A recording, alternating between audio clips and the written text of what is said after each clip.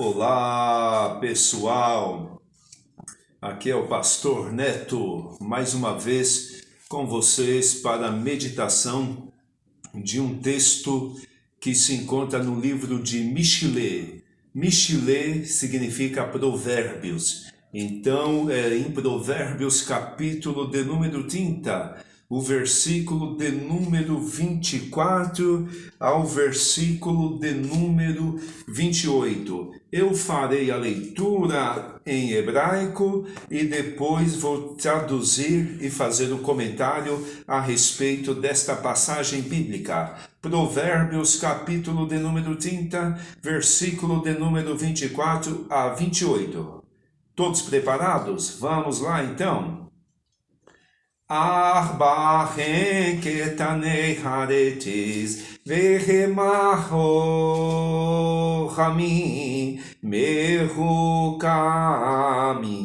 hanemalim loas vayachinu bakitis larman shefaniam lo atzum vayasimu ba sela beitam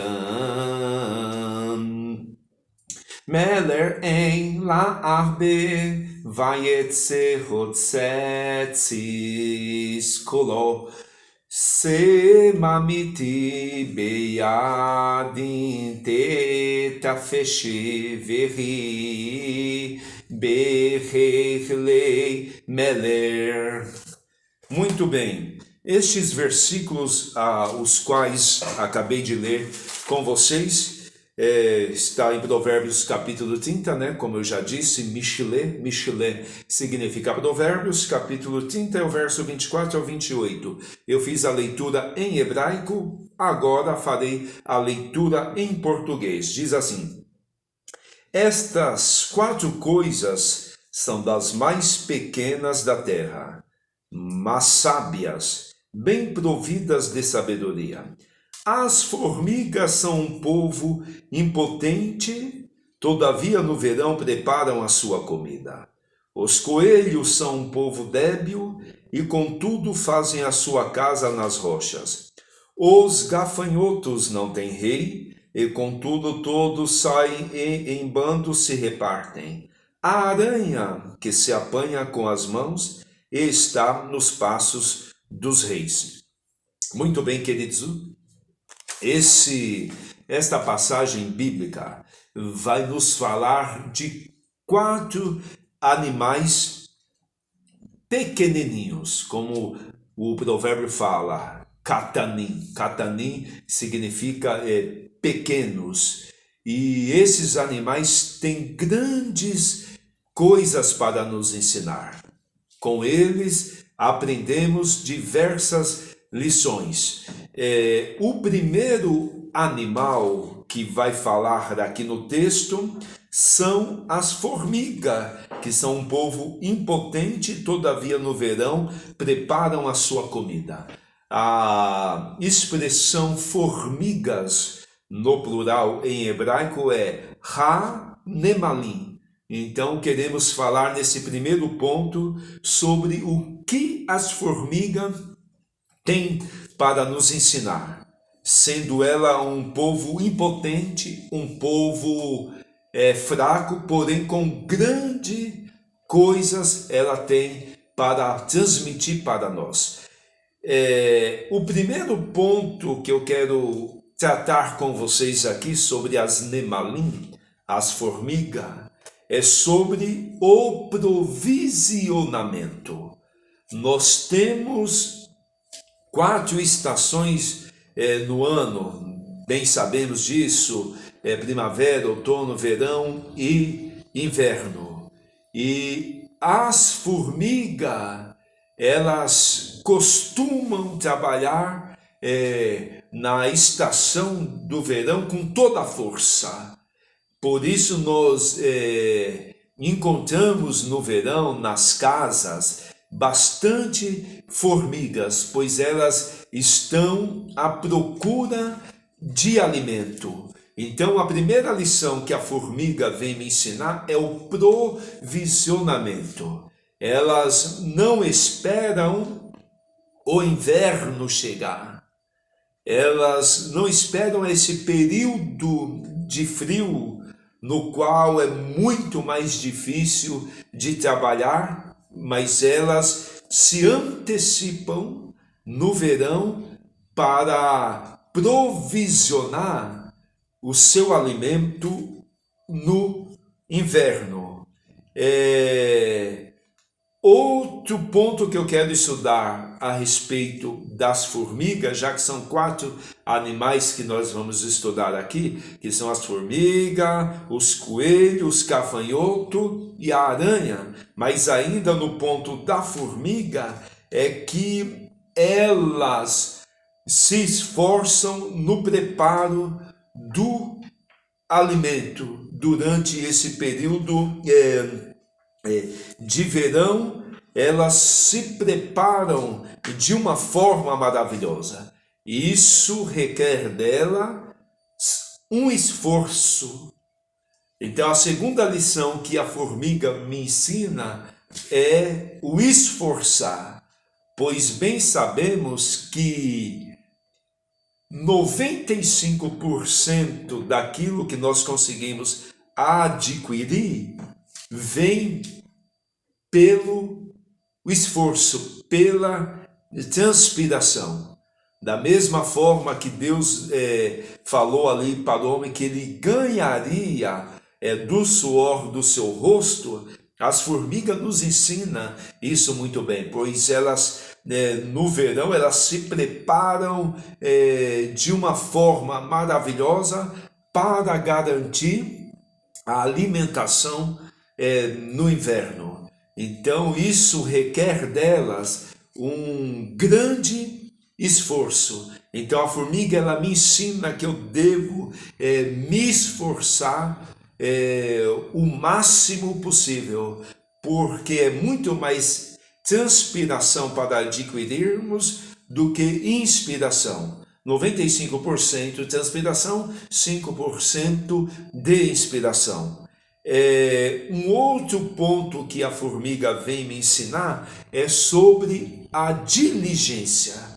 Então elas antecipam totalmente o seu trabalho. Isso chama-se diligência. Enquanto nós formos diligentes, quando nós pensarmos antecipadamente, nós conseguiremos a nossa alimentação, conseguiremos as nossas coisas pela diligência que nós tivermos em nossa vida. Quanto mais eu antecipo os meus estudos, lá na frente eu vou colher deles.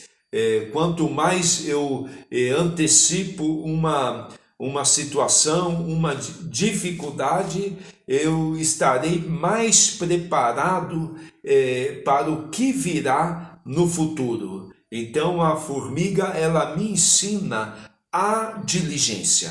Esses 3 pontos eu queria falar com vocês a respeito da formiga, mas eu quero agora o segundo animalzinho que vai estar no versículo 26. Eu trabalhei aqui o versículo 25 de Provérbios 30. No versículo 26 vai dizer: os coelhos são um povo débil e contudo fazem a sua casa nas rochas. O que os coelhos têm para nos ensinar, sendo um animal tão pequenino? No hebraico, o nome coelho é shafan. No plural, coelhos shefanim. E o que os shefanim têm para nos ensinar? Ele vai nos ensinar que eles constroem a sua casa sobre a rocha. Casa na Bíblia, no Antigo Testamento, é Beit. Beit significa casa. No Novo Testamento temos a palavra oikos ou oikia, que significa casa, que significa lar. Então, os coelhos, eles procuram um lar. E o lar é o ambiente, é o lugar mais sagrado da nossa vida. O lar é um local totalmente sagrado, que vai dar a ideia de santuário. Então os próprios coelhos, eles buscam este lugar sagrado para eles. E nós, como nosso lar, o lugar mais importante da nossa vida, nós temos que respeitá-lo, temos que honrá-lo, considerá-lo como o lugar mais sagrado que nós temos. Por isso que quando voltamos do trabalho, voltamos da escola ou do passeio, o lugar que nós mais queremos estar é no nosso lar, porque ele tem esse sentido da sacralidade, ele tem esse sentido do sagrado. E os coelhos, da mesma forma, procuram um lar para morar.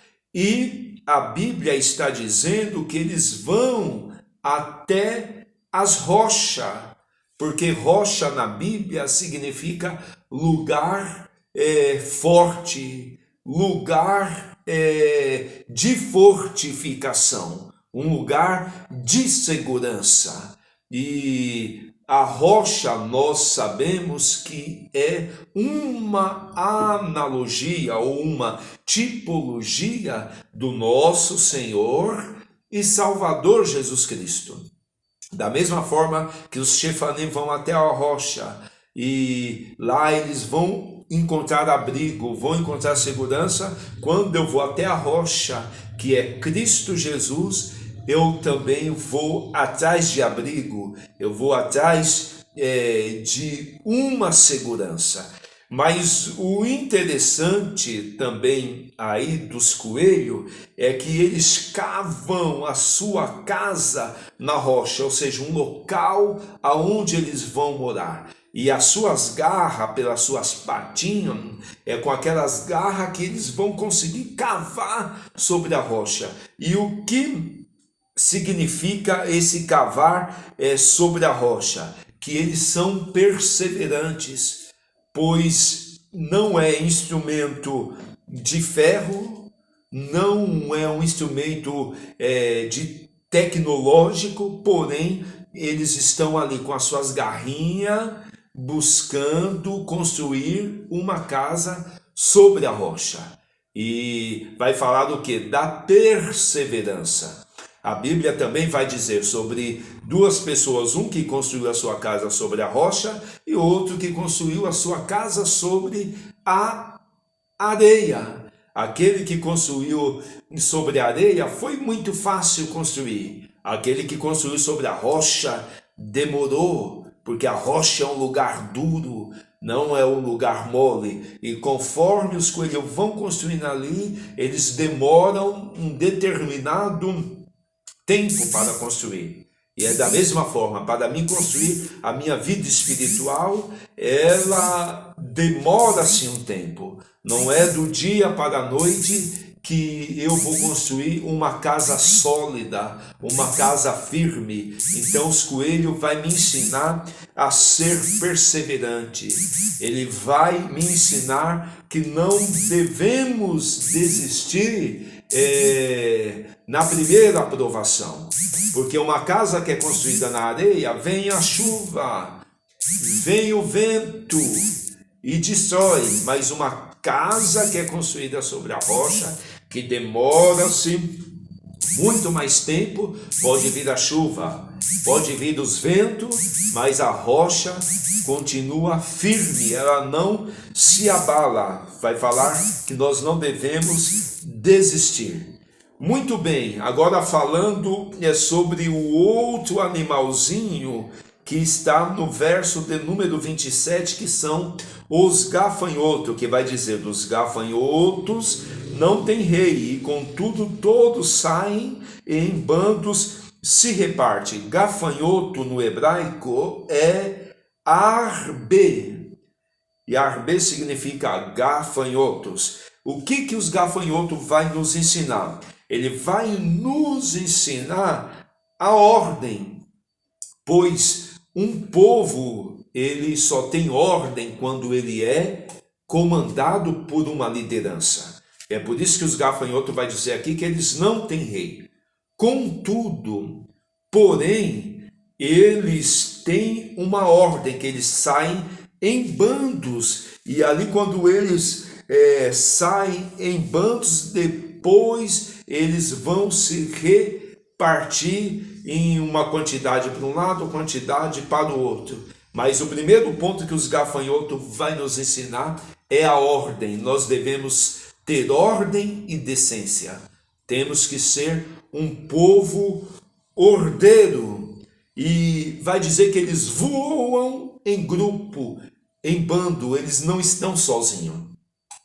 Tem pessoas que são individualistas demais, mas o gafanhoto vem me ensinar que a individualidade não serve para muita coisa, mas a união, a comunhão é quem vai nos ensinar grandes coisas, e através da união, através da comunhão, nós conseguiremos fazer grandes coisas. Um exemplo, e até um exemplo ainda que negativo, porém, mas que estava dando certo, foi na Torre de Babel. Quando eles se uniram, eles estavam construindo, e ali não tinha ninguém contra ninguém. Porém, a união deles era uma rebelião contra Deus, não deu certo. Mas a união, ela vai fazer de fato a força. Juntos somos mais fortes. Isso os gafanhotos nos ensina muito bem através da sua harmonia. Temos que estar em harmonia, em comunhão uns para com os outros. Muito bem, por último, nós temos a aranha, que é a ismanite. A ismanite, que é a aranha, no verso de número 28, vai dizer assim: a aranha que se apanha com as mãos está nos passos dos reis. A expressão apanha com as mãos é Beiadaime Tetapeshe.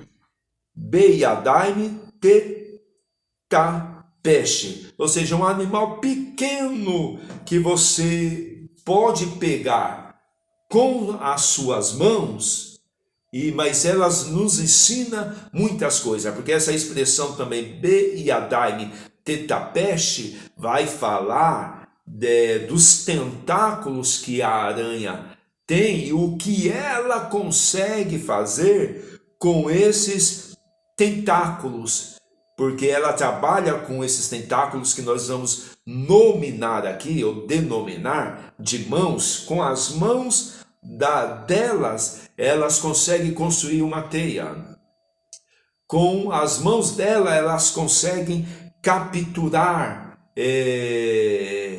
outros insetos. Então, o que a aranha vai nos ensinar? Ela vai nos ensinar a audácia. Por quê? Porque no versículo vai dizer que ela está nos passos do rei. O que seria isso? Nos palácios dos reis. Ela mora num local onde tem muita fartura, segundo a palavra que nós lemos aqui, porque é um local, é o ambiente aonde o rei mora. Porém, a aranha, ela é trabalhadora, ela vai nos ensinar esse esforço do trabalho, porque mesmo ela morando no palácio do rei, aonde ela tem do bom e do melhor, ela consegue ter toda a sua alimentação, ela é audaciosa em fazer as suas teias, e através das teias que ela faz, que são bem enigmáticas, elas vão capturando outros insetos. E qual que é a espiritualidade que está por detrás daquilo que a aranha vem para me ensinar? Ela não está dependendo do rei, ela está dependendo dos seus próprios tentáculos, ela está dependendo das suas próprias mãos, com a sua teia, capturando a sua alimentação. Então, nessa tarde, o que esses 4 animais vêm nos ensinar? Eles nos ensinam muitas coisas que nós praticaremos no dia a dia e seremos bem-sucedidos naquilo que colocarmos as nossas mãos. Que Deus vos abençoe. Lehi Tahote, que significa até logo.